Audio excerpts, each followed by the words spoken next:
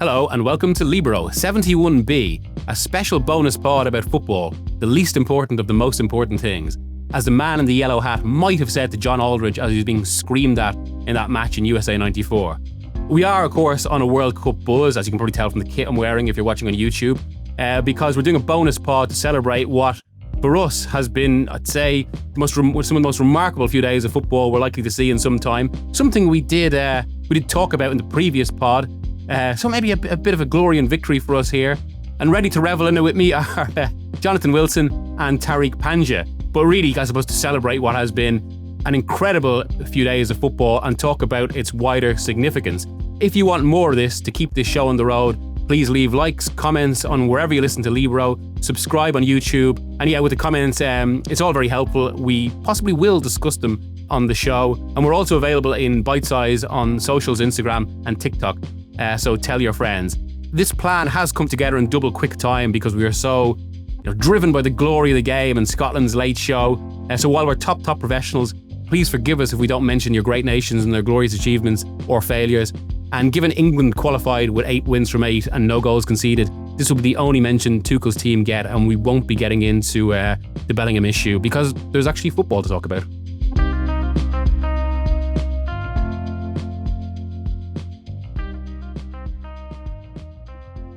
Let's just start with what this is all about, with our main emotional impressions of the weekend. Jonathan, maybe yourself first, given you're more austere than Tariq usually, but surely not this week. Oh, no, it was brilliant. And I sort of got it wrong. I basically thought this was a good opportunity to go on a city break. And I had a lovely time. Florence is a great city. The Uffizi is a great gallery. But yeah, there was a lot of works of art elsewhere this weekend. And getting the flight back into London and seeing your emotional reaction on the WhatsApp. I was at a memorial dinner for Patrick Barkley, a colleague of ours, last night. And he, of course, was from Scotland. And so for Scotland to qualify for World Cup on that night felt just incredibly sort of poignant. And it was announced to the room that Scotland had won 4-2.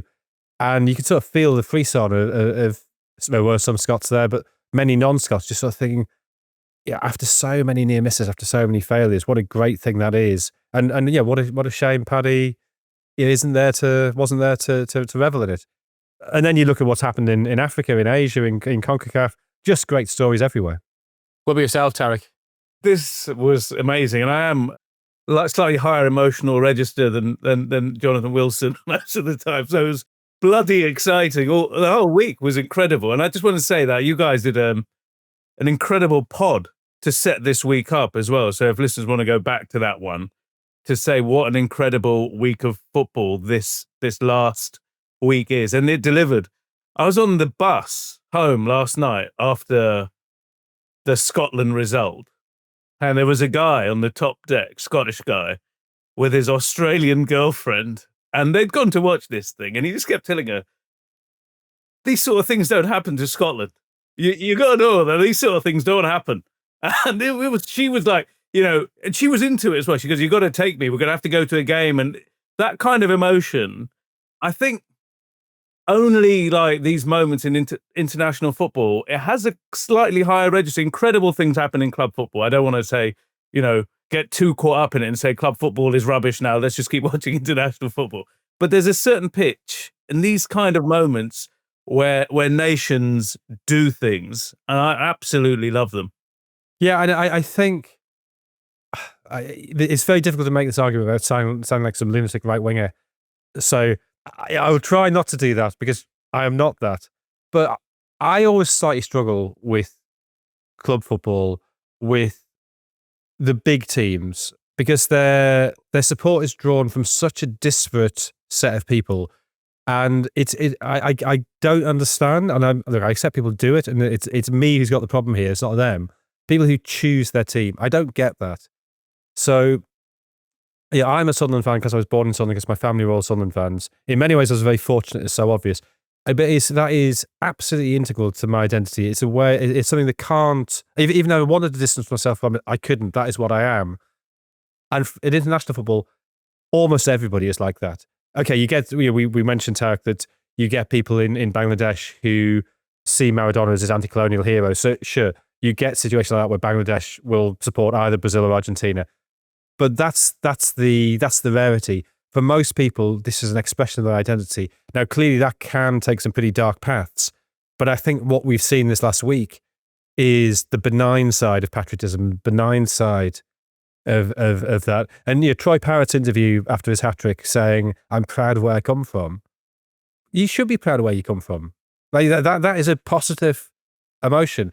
And then just to add a proper Libero note of cynicism, what a tragedy this is being exploited by FIFA to sell sell tickets at insane prices. So that Scottish bloke on the bus, like, he might think he wants to go, but he's going to have to make some serious decisions when he actually looks at how much it'll cost him to go. And we are going to get into that because the two are intertwined. But on the one side, I mean, it is almost a great contradiction of the modern World Cup that we've all written about, which is kind of the impurity of everything around it and the purity at the core. And I've been trying to think about this a lot over the last few days, like why exactly it is that the World Cup goes to these depths that nothing else can. And it's hard actually not to come back to the most basic term, or really kind of to absolutes and to kind of extremities, in that there's no sporting tournament as big. So even alone, it's the sense of being at the one true global festival, which for all its faults, I mean, we've all done a few World Cups now, and there is actually nothing even like for everything obviously that's happened in Russia since. I remember walking down Nikolskaya Street in Moscow, and like the sense of like 80 different nationalities or whatever it was just along the street, this element of a global party. The same at Copacabana, and being Irish, I suppose. And look, I'm wearing the US 94 qualifying kit. See, I'm old enough to remember when you were Spanish, Miguel. It's very confusing. But then Jonathan, like, you shouldn't be cynical about nationalism and expression in that way. You can be both. Like I was 6 years old as I watched David O'Leary's penalty against Romania in the Hibernia in Bray, actually, because my dad worked in the area at that point. Like for Ireland, again, like that was a bleak economic time. The World Cup, the success of the football team has been credited with actually firing the confidence that contributed to the Celtic Tiger. There have been academic studies in this. But for Ireland, anything to do with the World Cup will always be associated with a sense of kind of positive, of exactly what you say, I suppose, benign nationalism, of actually feeling proud, of also, Malky Clerkin did a brilliant piece in the Irish Times this week where he referenced a very famous Irish writer, whose name just completely escapes me in all the excitement, but it was Nell McCafferty, sorry. The line was about Italia 90, it was a chance to be innocently happy. And that was true again on Sunday. I mean, the amount of Irish people I've spoken to, friends and family, we will talk about this a little bit actually on Friday's pod. Maybe producer Tom might have to end up cutting that given what we're talking about now. But like, it was just the amount of people who said they just cried. They couldn't stop the tears. Obviously, that's the main impression of it for me. But and I suppose like to actually get into the nuts and bolts of it now, or well, actually, nuts and bolts is really too reductive a phrase to describe what we're talking about, because look, I was surveying the results, and I think 14 teams qualified this weekend, which is obviously creates a lot of celebration. All those results came from, sorry, I've got it here, 1, 2, 3, 4, 5, 6, 7 goals that came after the 90th minute in matches. One of those went as late as the 106th minute, which was Iraq's goal against UAE to put themselves into the Intercontinental playoffs. And then there was a further 3 goals after the 80th minute. It's like 4 goals after the 80th minute. They were all meaningful. That all kind of, had a tangible effect on how these decisive games would play out. And that's like pure football drama. But of course, what really elevates this is the wider significance, what it means. It's not just qualifying for a World Cup. It's the stories elevated. So some of the obvious ones I'm looking at right now, I suppose. I mean, Tariq, you referenced there about like how this sort of stuff doesn't happen to Scotland, the story, their national team. And again, you can go into all sorts of other areas about kind of Scottish identity and independence, how this plays into that. Ukraine, no one needs to talk about the kind of wider context there, but they now have a chance to get to the big show. And this is in Europe alone, the wealthiest confederation. But there was so much there in terms of storyline. Yeah, I mean, more than one person sent me that train spotting clip about, it's shite being Scottish, But this is like, this moment where it's amazing. It absolutely is amazing. And also, if you are, not, this is the thing, you're not England or Germany or, you're not expecting to go there. The surprise as well. If Miguel, for you, before those Portugal and Hungary games, the doldrums, the feeling of negativity, and then the mad uplift, that kind of emotional swing, it must just be an incredible feeling to be part of that with also all of your friends and family and everybody else. And as you said, benign nationalism is great because everyone's walking around with a smile on their face. It's not nasty. And just on that as well, because as you say, I mean, I think there's nothing in Irish sport like when the football team does well because of everything I've mentioned. But on the flip side of that, and you can go into all sorts of discussions about what happened to Irish football over the last 30 years, the team had become a joke, basically, especially against the kind of, the higher performance, higher society success of the rugby team, who still haven't got past the quarterfinals in their World Cup. And that actually is an important point I'm going to make here. Because, I mean, I was talking to Irish friends, obviously, about this. We were just kind of like trying to articulate it. And so one of the dismissals of the Irish team lately is that, unlike most of the last 30 years, a lot of the players are fairly unknowns. They're not people who have permeated the national consciousness. And like we were just discussing, well, for some of these guys, the Parrott goal against Hungary alone, that's going to be the greatest moment of their careers. And as a friend of mine who I've played football with in London, some of you in the pod will know him. Some of my fellow presenters will know him. Jeremy Sweetman put it, glory comes in many forms. And I think that's very relevant also to when you discuss these things, like in the context of England and Germany. Because naturally the big nations will sort of be dismissing this, but it's all about, kind of relative success, about what you're used to, what you can reasonably achieve. And for a country like Ireland, and many of those who've confirmed qualification this week, just the chance of being at a great show is joyous enough. Yeah, I agree entirely. And that's why I think football has to be really careful. I mean, this is, this year the club game, that success doesn't become a preserve of half a dozen teams. That we've been lucky this year. We've seen Crystal Palace win the FA Cup. We've seen Newcastle win the League Cup. We've seen Aberdeen win the Scottish Cup. We've seen Union Saint-Gilloise win the Belgian League after 70 years. Teams who are not used to success. And it means so much more. The sort of, the joy per person is greater because they're not used to it. They haven't got this position of, well, we haven't won, this is a failure. The victory is not the default. It's the idea that the point you made, Tariq, of this doesn't happen to us. This doesn't happen to Scotland. So the sort of famous line from the Sunderland's Will I Die documentary of after Sunderland lost to Charlton in the playoff final, the second time they did that, as she leaves Wembley and she stops at the top of the steps, says, "Why is it never us?" Well, this year it was for Sunderland, and that makes it all. And for Scotland, for some reason somebody had a go at me on social media for this, but I don't really get why. So I'm going to say it again. I was at Scotland v Hungary at the Euros. I was sat next to Ewan Murray, Guardian Scottish football correspondent, and there's this very bizarre thing happened where there's a spider on his desk which kept falling off, and he kept helping it back onto the desk. And it was like, he's acting out Robert the Bruce in The Spider. Like, it's a weirdly sort of Scottish scene. But the whole point of that is the spider had to keep trying to spin that web. And Scotland have had to keep trying. And now they have spun the web and they're at the World Cup. And it means way more now than it did in 1990 when they qualified for the fifth one in a row. Yeah, absolutely. And on that, actually, just to, I suppose, put a bit of analysis on Europe just before we move on to the other confederations. So looking at the qualifiers, obviously, most of the big names confirmed the places this week. Portugal, Spain, Germany, Netherlands, Belgium, you'd maybe just about have in there as a big name, although they're declining in quality. But there are, and Switzerland are coming for us, there are 3 countries, as far as I can see, that confirmed their first World Cup since 1998. Norway, who look like one of the stories, and at 33-1, with the form Haaland's in. There is Austria, who were actually one of the kind of revelations of the last Euros, even if they didn't get that far. And of course, Scotland. And again, yeah, it's the weight that kind of, the weight in terms of the kind of how patient you have to be, that adds to the weight of the actual occasion and what it means. Now we've got this playoff situation as well. Maybe people might want to know how that works. The European one they're both really weird, aren't they? We'll get into the other one. So I was going to come to the playoffs later, because I think there's a bigger point to be made there about the actual, the weight and how this is structured, which we are going to talk about with the kind of the size of this World Cup. But like, just, I suppose, just in terms of the quality of these sides, because Europe's an interesting one. Well, this World Cup has expanded. Europe only got 3 extra places.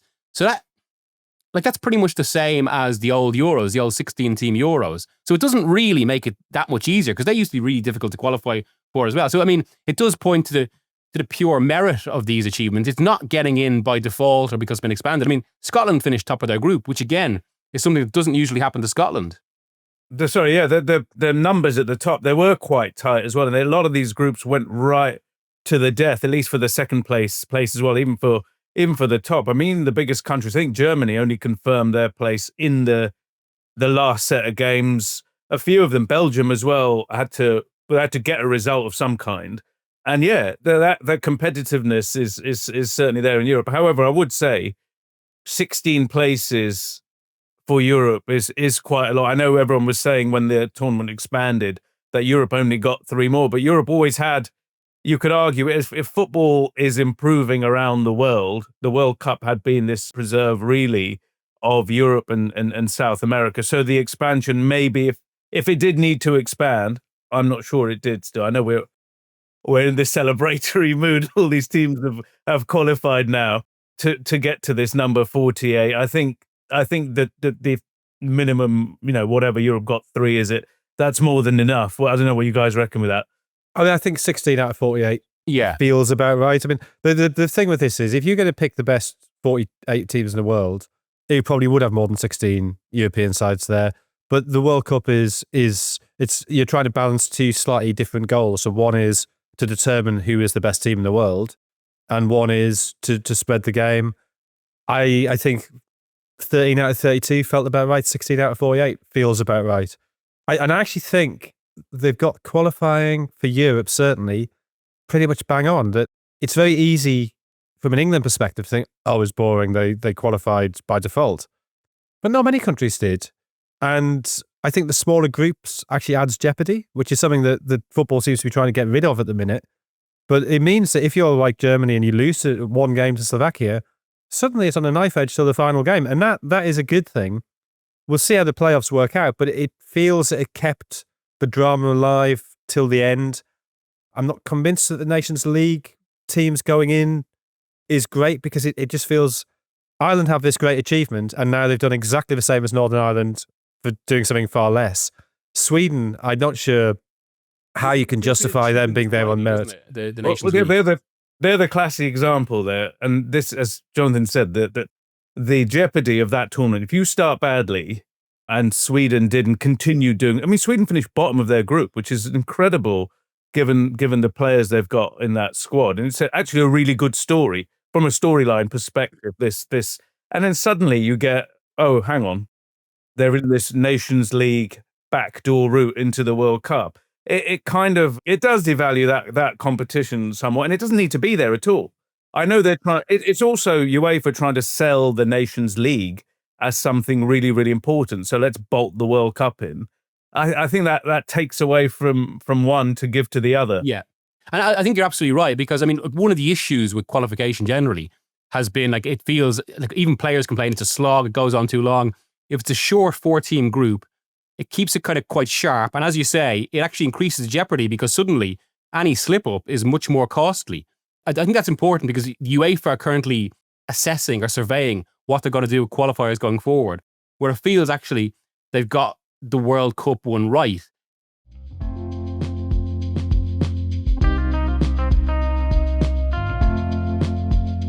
Just moving on to Africa. This is a confederation both of you have covered a lot.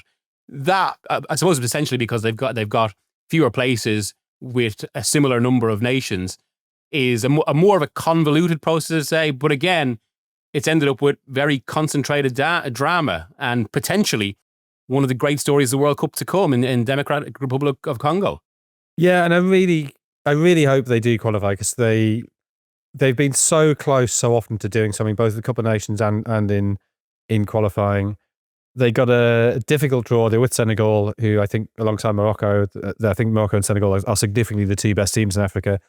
They were 2-0 up at home against Senegal, and if they'd won that, they wouldn't have needed the playoff. It'd have been there automatically. They lost it 3-2, conceded 3 times in the second half. They've struggled last few games because Johan Wissa not being there, so they don't have any forward. But you look at the rest of the team, you got just very familiar names. Noah Sadiki, we've seen being brilliant so far in the Premier League this season. Arthur Masuaku, Chancellor Mbemba, Bakambu. Yeah, there's a lot of familiar names. There's good players there. What an extraordinary week it's been for DR Congo, because 2 days before they won that playoff against Nigeria to get into the Interconfederational playoffs, a sort of preliminary peace deal, a sort of pathway to peace, has been signed with the M23 rebels backed by Rwanda. And that's been a conflict that's been dragging on for a long, long time. So to get peace on a potential World Cup place, or potential peace and potential World Cup place in the space of 48 hours, has there ever been a better time to be from DR Congo than now? I mean, that's... That, as you mentioned, not that these sort of should be storylines that we pick for our own kind of engagement, say, but this is what enriches kind of sport, not enriches, but it's what kind of deepens football history and points to its sociological importance because of what a prize like this offers after a time like that. And that actually, right, this week it probably hasn't reached 1993 levels, but that's a story that actually gives it kind of 1993 level depth. Also draws attention to places and parts of the world in ways. Look, stories about what's happening in Congo with the M23 rebels and the issue with Rwanda and mineral deals and all, they're in the papers. They've been in the papers for a while, but there is a new audience now. So I've always said this about football, global football as well. And you know, you've maybe written a book on this, Miguel. There's the negative, the sports washing. Why do countries get so invested in this? Just the amount of attention that these moments or this sport gives to things that certain audiences will largely ignore, really. And now you have this. So Jonathan mentioning this great week for the DRC, people might be interested in this other thing as well. I think that's quite important to understand how the world works. And if football does that, that's really good. But on a football point of view, you mentioned that DRC have these players that are familiar names and they're very, very good players and they've got a chance. But that doesn't make a team. And Nigeria is who they beat as the best example of this. And honestly, another rotten failure in qualification for, I want to say, a very rotten federation. Well, they shouldn't even have been in these playoffs. The only reason they got in these playoffs is because Eritrea had to withdraw because of the conflict in their own country. So suddenly they had to change the parameters for who the best 4 runners-up were. So basically, top team in each group qualifies as of right. The 4 best runners-up play off to get in the interconfederational playoff. And so because Eritrea, their results have to be wiped from their group, suddenly CAF said, okay, we won't include results against the bottom team in the group. And because of that, Nigeria got in. So it's completely through the back door. They beat Gabon 4-1 after extra time in the semi-final. But they've been a shambles in this group. They've been awful. And then you had Eric Schell, their Malian coach, or French Malian coach, behaving absolutely disgracefully on the touchline. Well, there's loads of stuff going on. It should be said, it wasn't a great event, I don't think, that playoff final. There was lots of bottles being thrown on the pitch. There was laser pens and things. I mean, Chancellor Mbemba literally scores a winning penalty with a 2-litre plastic water bottle sort of about a foot from the ball. It's an extraordinary... Yeah, it was thrown just... and fans from both sides doing this. I'm not saying this is a Nigerian fan problem. There was bottles being thrown the whole time. Then Eric Schell accusing one of the DRC backroom staff of using voodoo, to use his word, and they literally going to attack him and be held back by Sebastian Desabre, the DRC coach. So, but I mean, from a sort of neutral point of view, that level of drama, the emotion of it, that's all part of the fun. It's kind of disgraceful and there needs to be action taken. But in terms of the spectacle, it actually adds to it. There's certainly the ending did, but that game, Nigeria, honestly, they were such a poor football team. It would have been a real shame if they had somehow won that penalty shootout with the players they had. I know Victor Osimhen was taken off injured, I think in the middle of the second half. They had Lookman as well. I mean, they have Iwobi. There's so much talent, and what you're watching is this absolute mess. So, DRC they played with so much heart and tried to win the football match. So it's almost a bit of justice that they've gone through to this intercontinental playoff. So hopefully, they'll do something, and I think they've got a seeding there as well. We'll get into that a bit later. On that, because potential opponents. I mean, so Asia doesn't have a direct qualifier this week either, but did have another incredible story, and again something with much wider historic dimensions. given Iraq are within sight of a first World Cup since the 1980s, having obviously been through so much. There did feel a little bit of a kind of an extra element to the victory given, I mean, again, this is one, it was a 107th minute stoppage time penalty. And against UAE, I mean, look, this is entirely separate to actually the purchase of Manchester City and all of this. But it's a team that has a lot of, just 6 Latin American descended players on it, is it? Yeah, so, I mean, the UAE has long been trying to get players born overseas into their team, assimilate them into their team, and the FIFA process is like you have to wait 5 years before you can get naturalized, and so the UAE invested in this project players, they're called, from South America, from Spain, and some of them, it took so long, this process, that some of them were only making their debuts in these playoffs, in this last round to get. That feels, I don't know, that feels a little bit unnatural as a way to get through. But there's a lot here, to be honest, to unpack. Iraq, this is the biggest moment for football there since, and this was amazing, they somehow won the Asian Cup in 2008, shortly after the second Gulf War. 2007, I think it was. 2007, sorry, yeah. But even closer to the second Gulf War, a year earlier than I had thought. So that was an incredible moment then. And then, to do this, and they were screwed by the AFC as well, because the rules got changed for qualification in Asia a few months ago. So Saudi Arabia and Qatar, they qualified directly to the World Cup. There was this last phase with too many groups, with 3 teams in each group.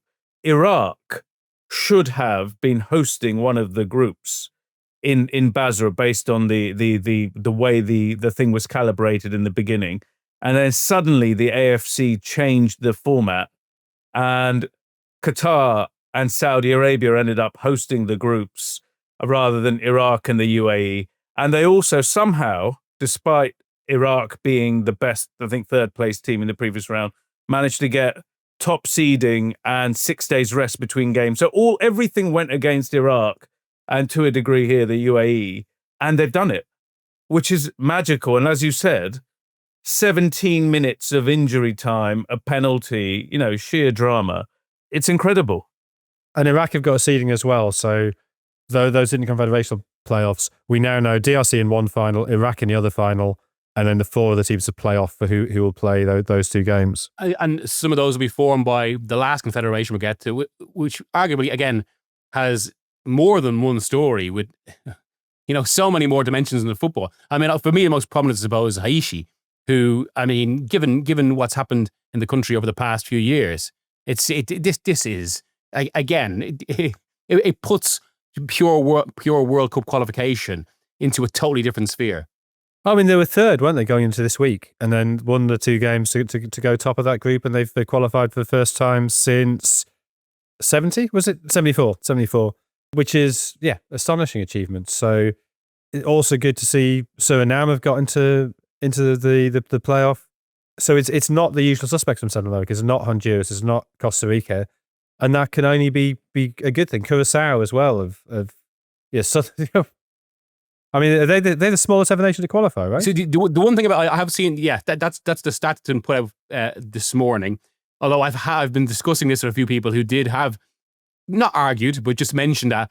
I suppose it's a little bit like Ireland in the 1980s, in that yes, the population might be small, but the diaspora is quite substantial, and a lot of the players are drawn from that diaspora. Although then, I mean, given some of the biggest nations in football have. I mean, I suppose this is another dimension to some of the qualified nations. Not least Democratic Republic of Congo would say Belgium, Curacao, Suriname, Suriname with the Netherlands. Certainly, their own national teams are actually benefiting from a rich football culture that bigger, usually Western European nations have benefited from. We're going to see it. We're going to see a lot more of this. But Curacao, a few familiar names there. The Bacuna brothers, Leandro Bacuna and his brother there, little brother Junior, Tahith Chong. I think he's at Sheffield United now. Used to be at Manchester United, and there's a lad from Rotherham there as well. So Yeah, but these are incredible. Like for Curacao again, Managed by Dick Advocat, of course. Yes, he will be the oldest manager, I think, at World Cup. I think he's 78 now as well. And the qualification has led to the resignation of Steve McLaren from Jamaica.